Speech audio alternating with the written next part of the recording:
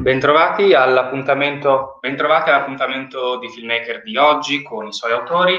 L'ospite di oggi è una regista e artista multimediale che presenta il suo ultimo lavoro nel nostro concorso. Il film è disponibile da oggi su MyMovies e lo sarà per 3 giorni.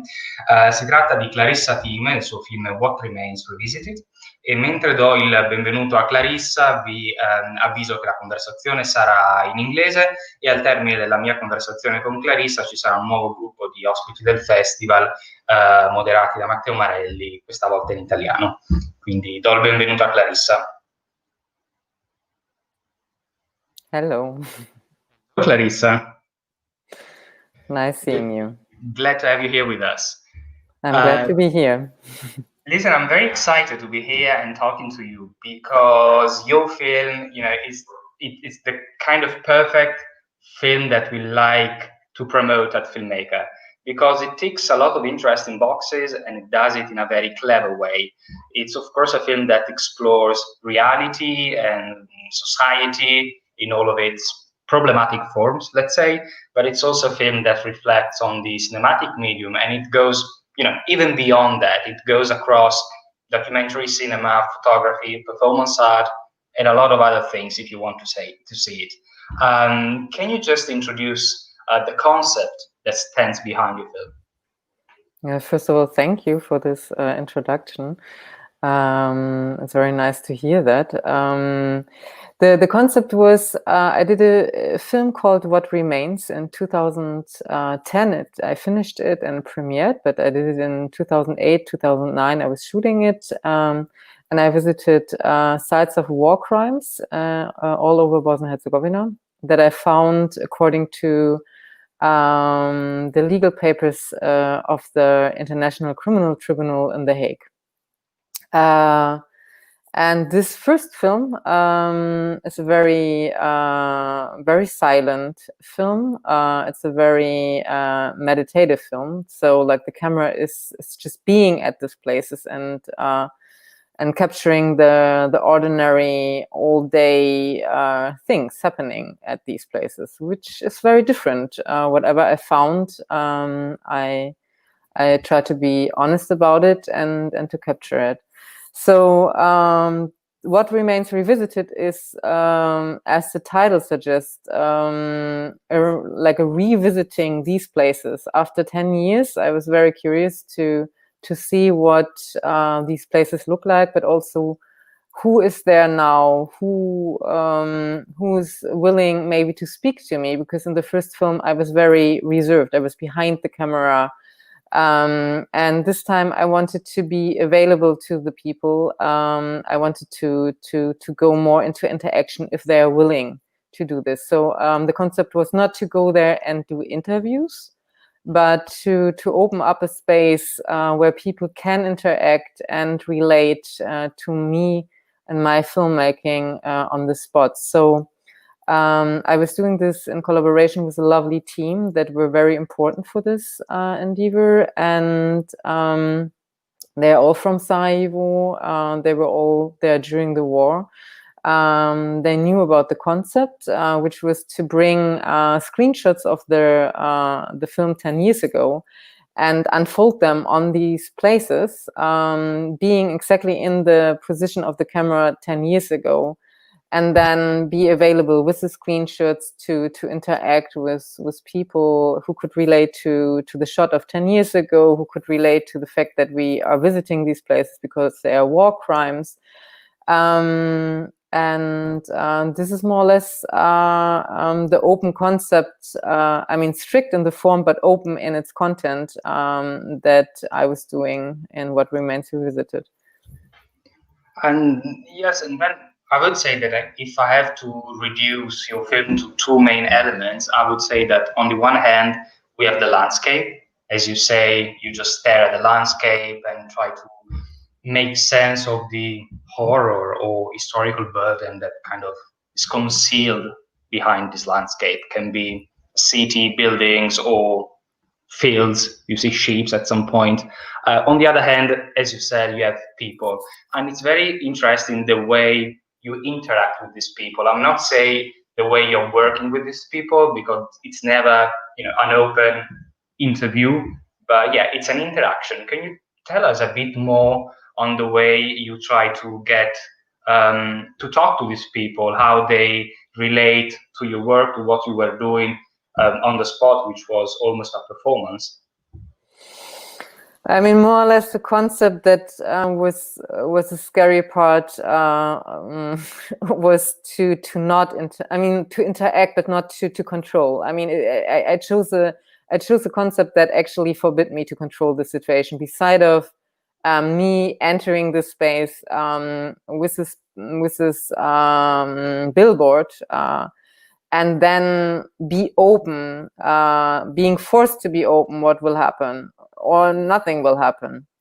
And this was scary in terms of, I mean, when you do a film, I mean, of course you try to control certain things, and this was an experiment for me to be really available, to be open to what comes or is not coming, and then what came.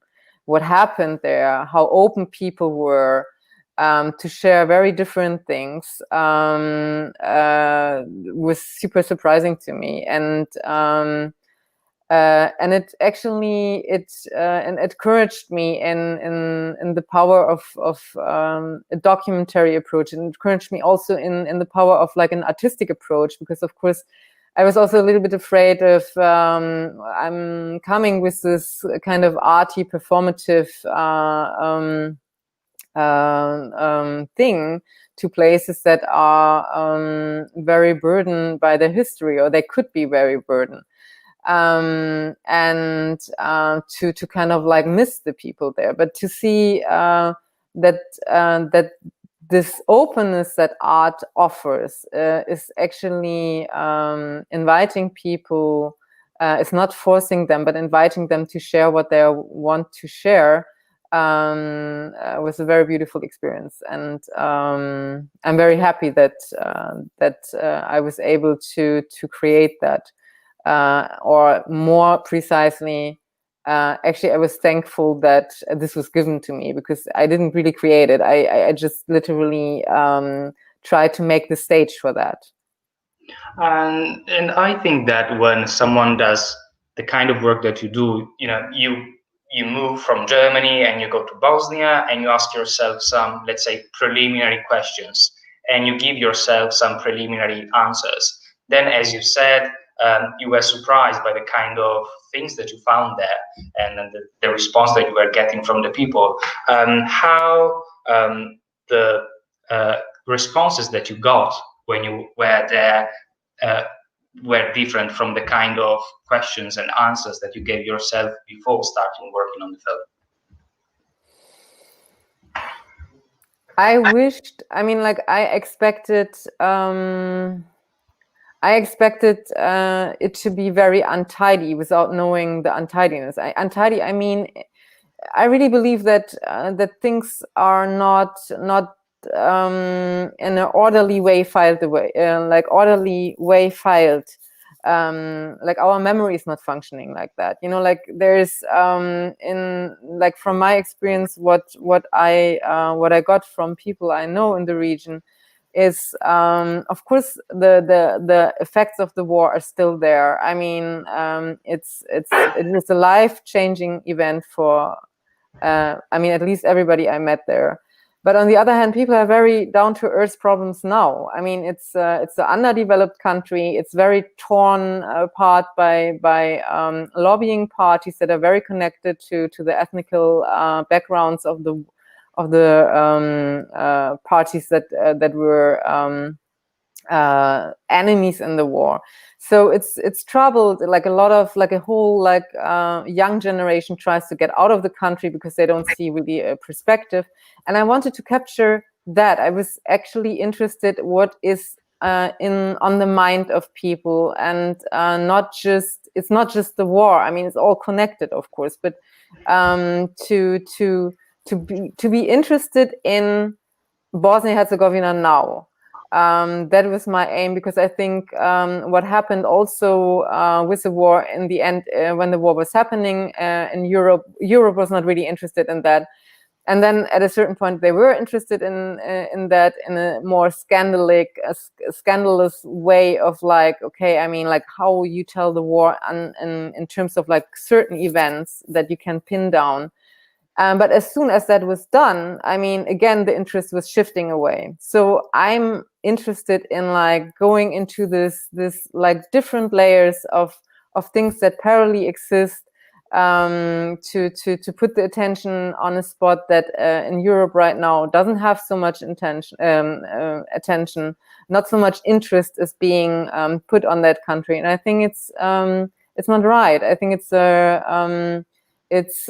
like we have to have sustainable interest in each other. Otherwise, things are going bad again, and I mean, in the end, that we see in the crisis now. And listen, I have one last question for you, which is, you made this film 10 years after the previous one. Are you planning to make another one in 10 years' time? And in case, what do you think you will find there? Or what do you hope to find there? It's really hard to say. I mean, I really, really would like to do that. And actually, it came up with the team that I was doing the film with, that we said, I mean, actually, we really should do that. Because there's a beauty in this long-term interest in something, and in long-term interest in people and places. Because you can follow things in a very different way than just showing up like once. And what I will find there in 10 years, oh my God, I have no clue. I mean, I would have not expected to be here with you like that this year. I would have thought that we are sitting in a cinema together to do this talk. So, I mean, what will be in 9 years? I don't know. I hope we will be able to go there. I hope we will be able to talk and meet each other in some way. So, and otherwise, I'm just very curious what there will be in 10 years. So yeah, so we hope for you to be able to go back in 10 years' time. I think we'll be free and happy by then, but we hope to see you soon in real life. Yeah, soon. Me too. I thank you very much for your time, and I just remember everybody that your film is available now on our platform for 3 days, and thank you again, Clarissa. Thank you so much, Eddie. E lascio la parola a Matteo Marelli con il prossimo gruppo di ospiti di oggi. Grazie ancora.